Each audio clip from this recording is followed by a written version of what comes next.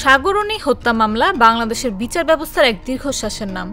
৪৮ ঘন্টার মধ্যে খুনিদের খুঁজে বের করার কথা থাকলেও পেরিয়ে গেছে ১৪টি বছর, কিন্তু রহস্য কেবল রহস্যই থেকে গেছে।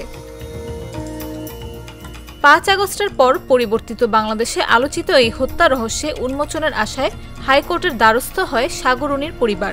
গঠন করা হয় ৪ সদস্যের টাস্কফোর্স। সময় বেঁধে দেওয়া হয় ৬ মাস। মঙ্গলবার হাইকোর্টে এসে ৯ মাসের সময় আবেদন করেন রাষ্ট্রপক্ষ। এ সময় রাষ্ট্রপক্ষ জানায়, পুরনো মামলা হওয়া অনেক নথি খুঁজে পাওয়া যাচ্ছে না। ৫ আগস্ট ডিবি অফিসে আগুনে অন্যান্য নথির সঙ্গে পুড়েছে এ মামলার কিছু নথিও। তদন্তের অগ্রগতির কথাও জানায় রাষ্ট্রপক্ষ। শেষ করতে ৯ মাস সময় চাইলেও ৬ মাস সময় মঞ্জুর করেন আদালত। তবে নথি পুড়ে যায়নি বলে জানিয়েছে পিবিআই। ঢাকা মহানগর গোয়েন্দা পুলিশ খুদে বার্তার মাধ্যমে জানিয়েছে, নথি পুড়ে যাওয়ার তথ্যটি সঠিক নয়।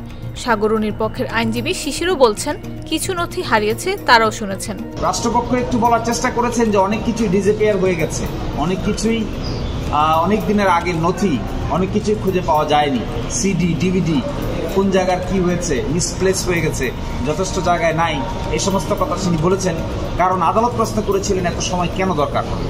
৯ মাস যেহেতু তারা সময় চেয়েছেন, সেই জন্য তার জাস্টিফিকেশন করতে গিয়ে কিছু কথা বলেছেন যে এভিডেন্সগুলো অনেক কিছু ডিজেপিয়ার হয়ে গেছে। এদিকে নথি হারিয়ে গেছে এ তথ্য সঠিক নয় বলে জানিয়েছেন অতিরিক্ত অ্যাটর্নি জেনারেল আরশাদুর রউফ।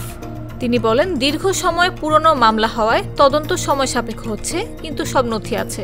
না, কোনো নথি হারায়নি, নথি আছে, নথি আছে, কিন্তু পুরানা জিনিস, এটা যেটা আপনাকে একটা জিনিস বুঝতে হবে যে পুরানা জিনিস এভিডেন্স, একটা ছোড়া যদি মার্ডারের একটা ছোড়া যদি আপনি এখানে রেখে দেন এত ১৪ বছর পর, এটা তো জং ধরে। ২০১২ সালের ১১ ফেব্রুয়ারি মাছরাঙা টেলিভিশনের বার্তা সম্পাদক সাগর সারোয়ার ও এটিএন বাংলার জ্যেষ্ঠ প্রতিবেদক মেহরুন রুনিকে তাদের নিজ বাসায় হত্যা করা হয়। নাফিস আব্দুল্লাহ, জাগো নিউজ।